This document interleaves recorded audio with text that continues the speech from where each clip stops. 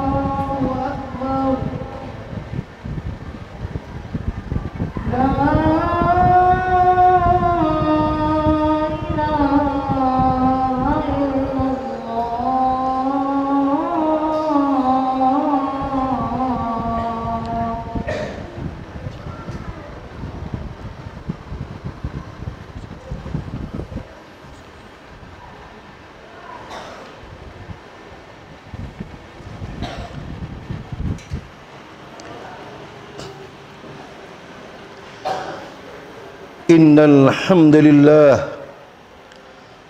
nahmaduhu wa nasta'inuhu wa nastaghfiruh wa na'udzu billahi min shururi anfusina wa sayyiati a'malina may yahdihillahu fala mudilla lahu wa may yudlilhu fala hadiya lahu.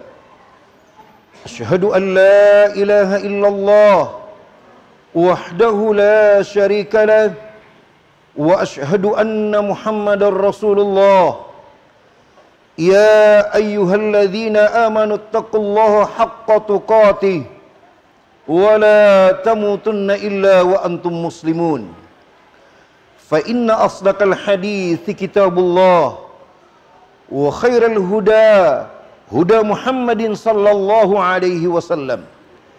Wa syarral umuri muhdatsatuha wa kullu muhdatsatin bid'ah wa kullu bid'atin dhalalah wa kullu dhalalatin finnar. Ikhwan fillah rahimakumullah, jamaah Jumat yang berbahagia. Usikum wa nafsi wa iyaya bitaqwallah. Aku wasiatkan kepada diriku dan untukmu, hendaklah raih derajat takwa. Karena sesungguhnya Takwa itulah yang akan menjadi tiket bagi setiap hamba manusia ini untuk masuk ke dalam surganya. Salawat serta salam terhadap Nabiullah Muhammad sallallahu alaihi wasallam. Jemaah Jumat yang berbahagia, pada kesempatan Jumat kali ini, judul khutbah kita yaitu jangan bertauhid seperti burung beo. Sebagaimana yang telah kita maklumi semua, bahwa burung beo adalah seekor burung yang bisa meniru apa saja yang diajarkan manusia untuknya. Tapi ingatlah bahwa apa yang diucapkan oleh burung beo tersebut, yang telah ia pandai mengucapkannya, adalah sesuatu yang tidak pernah ada terlintas di hatinya. Nah, karena itu aslinya daripada isi khutbah kita ini bunyinya, jangan pernah engkau bertauhid seperti burung beo, yaitu engkau ucapkan la ilaha illallah tetapi kau tidak tahu maknanya atau tidak keluar dari hati nuranimu yang sesungguhnya. Jangan. Sekarang judul ini bukan hanya sekedar perkataan sebuah burung beo, seekor burung beo, tapi dia pada saat ini adalah seekor burung beo yang saya angkat menjadi sebuah cerita. Burung beonya seorang syekh yang mungkin udah pernah terdengar oleh kita. Suatu ketika seorang syekh memiliki burung beo, yang karena seorang syekh ini membawa burung tersebut ke dalam kajiannya, mengikuti kajiannya, sampai burung ini fasih sekali mengucapkan la ilaha illallah, la ilaha illallah, la ilaha illallah, seperti juga manusia banyak di saat ini. Nah, singkat cerita, suatu ketika syekh menangis terseduh-seduh.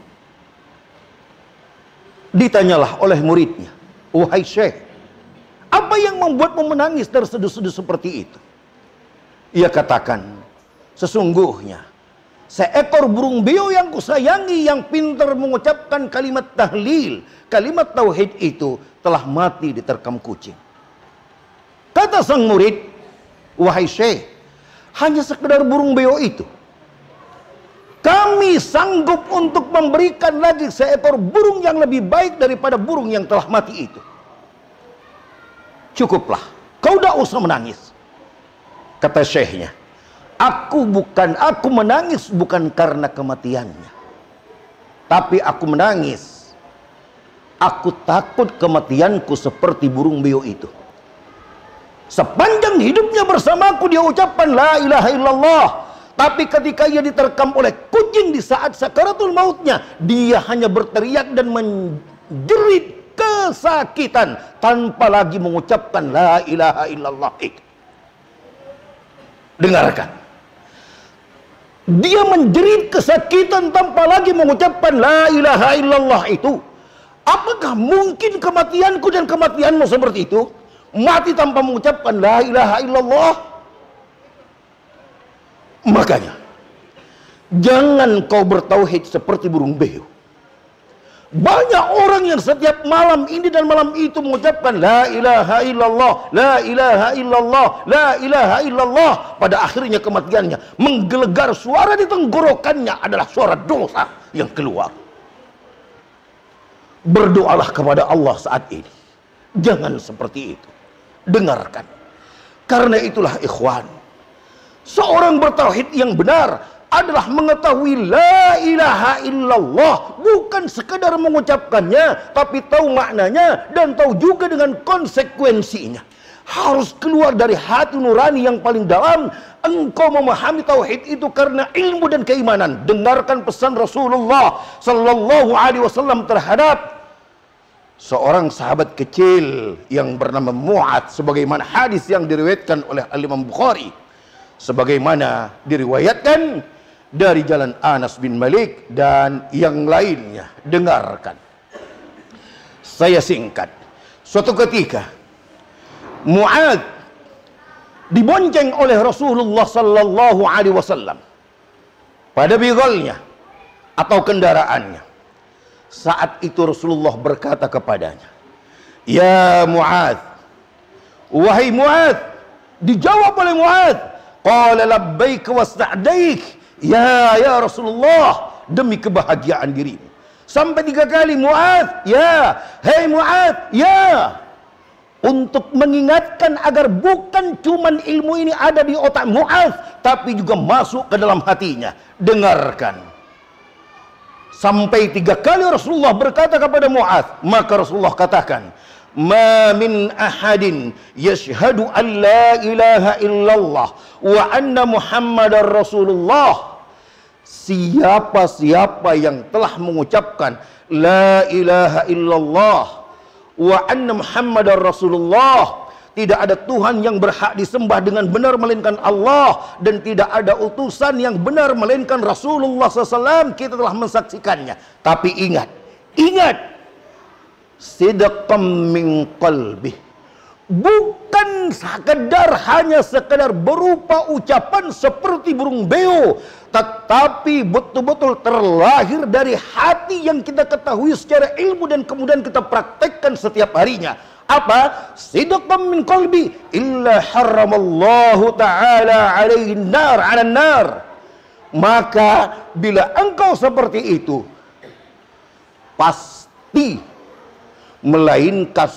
melainkan pasti Allah haramkan neraka atas dirimu. Lihat, kita lanjut dulu sebentar, waktu yang sangat terbatas. Dalam riwayat yang lain, Iqban menyatakan, fa inna Allah harrama 'alan nar, kau diharamkan ke neraka. Lihat keagungan dan kemuliaan tauhid. Lihat, Allah katakan, Rasulullah sabdakan, diharamkan neraka atasmu. Man qala la ilaha illallah yabtaghi bidzalika wajhullah. Bila engkau ucapkan la ilaha illallah itu secara ilmu, engkau tahu bagaimana mentauhidkan Allah, kau telah jauhkan dirimu daripada kesyirikan, dan betul-betul kau jaga terus agar kau tidak terjatuh lagi kepada kesyirikan, maka Allah haramkan neraka untukmu. Nah,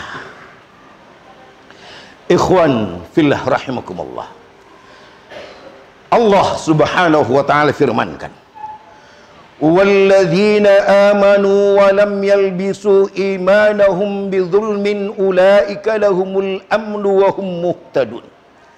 Ini dia jaminannya, orang-orang yang beriman.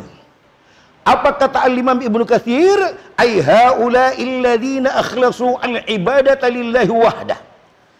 Yang orang-orang beribadah kepada Allah betul-betul ikhlas karena Allah. Ia salat karena Allah, setiap harinya hanya memuja Allah, berdoa kepada Allah, beristighatsah kepada Allah, tidak lagi percaya dengan keramat, tidak lagi percaya dengan kuburan, tidak lagi percaya dengan halusinasi sebagaimana yang dilakukan oleh para habib-habib sekarang, menyembah kubur, cerita dongeng, cerita bohong, dusta, khurafat. Tidak lagi percaya dengan itu. Maka apa?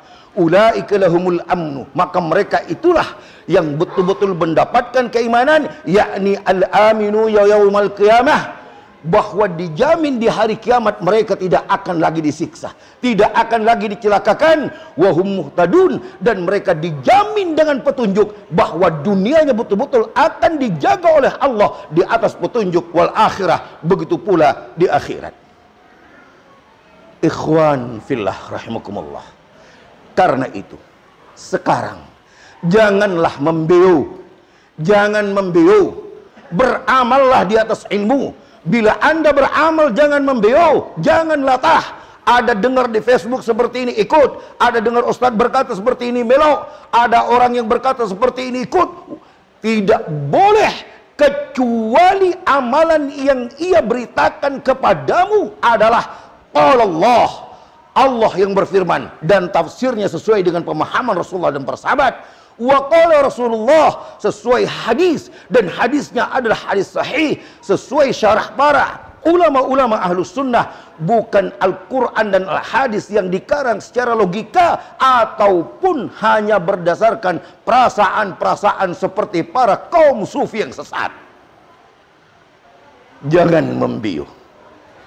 Ikhwan fillah rahimakumullah, dengarkan lagi dengan baik. Berikutnya, Rasulullah sallallahu alaihi wasallam bersabda sebagaimana hadis yang diriwayatkan dari jalan Ubadah bin As-Samit.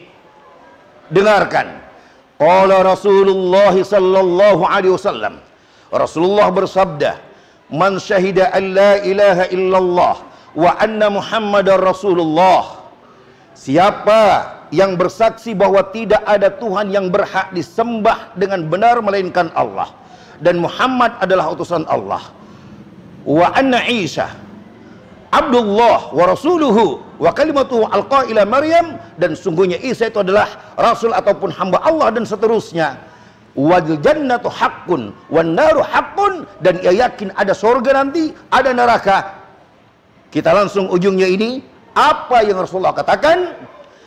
Adkhalahullahu al-jannata ala ma kana minal amal, bahwa kau akan dimasukkan ke surga oleh Allah walaupun dengan hanya membawa amal kebajikan sedikit. Saya permudah karena hadisnya panjang. Siapa-siapa yang telah benar mentauhidkan Allah, menjaga ketauhidannya, memurnikan ketauhidannya, karena ia ikut pengajian sehingga tahu tentang tauhid, sehingga ilmu dia jaga, dia praktekin sehari-hari, dia nggak percaya lagi dengan tahayul, khurafat, animisme, dinamisme, tidak lagi percaya dengan tatayur, adanya sial-sial, sial di rumahnya tidak lagi waktu dibangun, tidak lagi ditaruhin kelapau, tidak lagi pisang, tidak lagi dan itu. Apa yang Rasulullah katakan?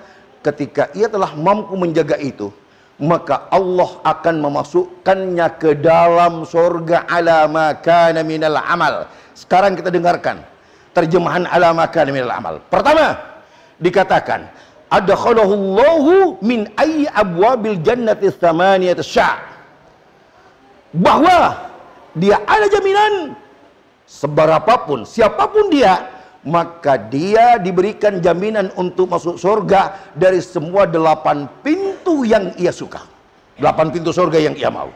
2, ala ma kana min al-amal ay min silahin aw fasadin lianna ahlat tauhid la budda lahum min dukhulil jannah. Walaupun ia membawa kebaikan, toh juga membawa dosa, maka ia tetap akan dimasukkan ke surga karena agungnya ketauhidan yang ia miliki. Dan berikutnya, ala ma kana min al-amal ay yadkhulu al-jannata ala hasbi amali kulli minhum fid darajat, bahwa bagaimanapun bila ia mati, maka Allah akan masukkan ia ke surga walaupun sedikit amal yang ia bawa, karena ketauhidannya itu adalah menjadi jaminan untuknya untuk berada di dalam surga. Barakallahu li wa lakum fil Qur'anil Karim wa nafa'ani wa iyyakum bima fihi minal ayati wa dzikril hakim.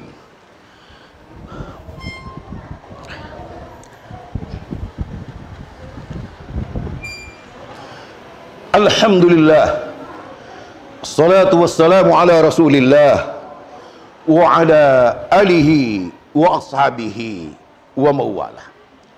Ikhwan fillah rahimakumullah, dalam beberapa waktu ini banyak selebaran di Facebook kita, sebagaimana yang saya sampaikan tadi, adanya ajaran-ajaran mengajarkan agama kepada orang yang aneh-aneh, dari mimpi, dari riwayat-riwayat dusta, dan halusinasi-halusinasi dusta, dongeng-dongeng yang banyak disampaikan oleh orang-orang yang sama sekali tidak faham hadis Rasulullah SAW, sehingga ia membawa riwayat itu hanya dari keturunan-keturunan dan bawaan mereka aja, bukan dari Rasulullah SAW.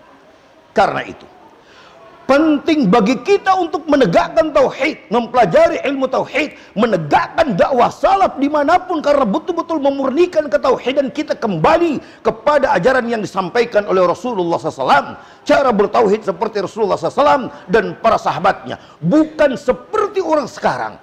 Pagi dia beriman kepada Allah, sore dia syirik dan kufur kepada Allah. Sore dia beriman kepada Allah, mentauhidkan Allah, maka malam harinya ia kufur kembali. Waktu sholat dia katakan Allahu Akbar, Allah Maha Besar, keluar dari masjid, maka ia datang ke kuburan untuk meminta-minta dan menyembah ke kuburan tersebut. Itu jangan. Sekarang dengarkan keagungan tauhid. Apabila kita telah membenarkan ketauhidan itu dengan hanya memohon kepada Allah, apapun masalahmu, kau miskin, minta kepada Allah. Kau kaya, minta keberkahan kepada Allah. Jabatanmu kecil, minta agar yang kecil itu, jabatan yang rendah itu, betul-betul menghantarkanmu kepada ketakwaan kepada Allah. Jabatanmu tinggi, maka mintalah kepada Allah. Semoga itu yang menjadi mediamu untuk menuju surgamu. Dengarkan. Dari Abu Sa'id Al-Khudri yang meriwayatkan, maka Rasulullah SAW bersabda, meriwayatkan tentang Nabi Musa. Qala Musa alaihissalam, Nabi Musa berkata, Ya Rabbi, wahai Tuhanku, alimni syai'an adhkuruka wa'aduka bih. Ajarkanlah aku satu amalan yang aku berzikir dan bisa berdoa kepadanya. Qala qul ya Musa la ilaha illallah. Kalau begitu Musa, ucapkan saja la ilaha illallah, la ilaha illallah, la ilaha illallah. Dengarkan pelajaran pertama. Nabi Musa diajarkan mengucapkan la ilaha illallah, bukan Allah, Allah, Allah, Allah, bukan bukan. Itu tidak ada contohnya dari Allah Subhanahu wa taala dan Rasulnya. Dengarkan. Musa sempat berkata, Ya Rabbi, kullu ibadika yaquluna hadza. Wahai Tuhanku, hamba-hambamu udah banyak mengucapkan kalimat itu. Maka qala ya Musa, maka Allah berfirman, wahai Musa, lau anna samawati sab'i wa amirahunna ghairi wa ardina sab'i fi kiffah atau fi kuffah. Andaikan 7 lapis langit dan 7 lapis bumi dan apa yang diantaranya berada di satu timbangan, wala ilaha illallah fi kifah, dan satu timbangannya lagi berisi la ilaha illallah, famalat bihinna la ilaha illallah, maka akan lebih berat kepada la ilaha illallah. Karena itu, dengarkan hadis ini, ceramah ini berulang-ulang setiap tahun saya sampaikan untuk mengingatkan pada yang lama agar tetap tegakkan tauhid, dan mengingatkan pada anak-anak muda generasi baru agar selalu menjaga dan mulai sekarang menjaga ketauhidannya. Apa yang dikatakan? Famalat bihinna la ilaha illallah, maka akan lebih berat kepada la ilaha illallah. Karena itu, andai tauhidmu udah kokoh, sudah bagus, walaupun kamu membawa dosa sebesar bumi, tetap begitu kau mati menghadap Allah, kau akan masuk surga. Karena apa? 7 lapis langit dengan segala apa yang ada di dalamnya, 7 lapis bumi dengan segala apa yang ada di dalamnya, seberapapun beratnya. Andai kau membawa dosa seperti itu, tapi ketauhidanmu benar dan baik, maka tetap Allah akan jatuhkan ampunan semuanya untukmu. Karena ketauhidanmu, penjagaanmu daripada kesyirikan betul-betul telah murni dan baik. Itulah keutamaan la ilaha illallah. Wajar walaupun kamu banyak dosa, tetap akan dimasukkan oleh Allah ke dalam surga, walaupun dosamu itu bukan dosa syirik. Rasulullah sallallahu alaihi wasallam bersabda pada hadis yang diriwayatkan dari jalan Anas, sami'tu Rasulullah sallallahu alaihi wasallam, aku mendengar Rasulullah SAW bersabda, kata Anas, qala Allah Ta'ala, bahwa Allah berfirman seperti yang sabdakan Rasulullah SAW, ya ibnu Adam, wahai anak Adam, lau ataitani bi qurabil ardi khataya thumma laqaitani la tusyriku bi syai' la ataituka bi qurabiha maghfirah.